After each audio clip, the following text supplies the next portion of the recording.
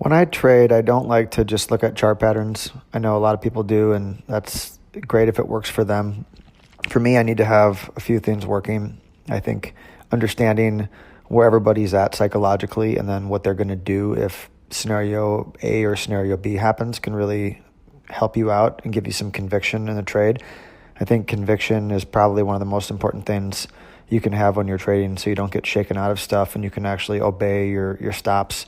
So on that note, right now, I'm noticing there's been a lot of bad news in crypto.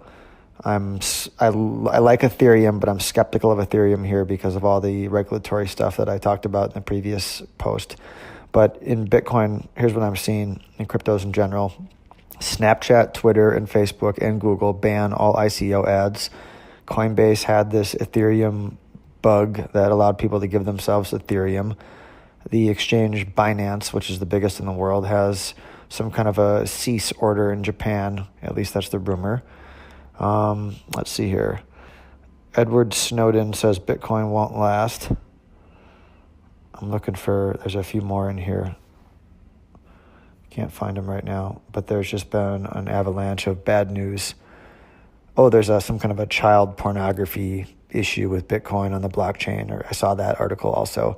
So just a whole bunch of bad news. And overnight we washed down in Bitcoin to about 8,300 and kind of came bouncing back. And if you look at everything right now, Bitcoin relative to the other stuff is really strong, and there's a wave of bad news.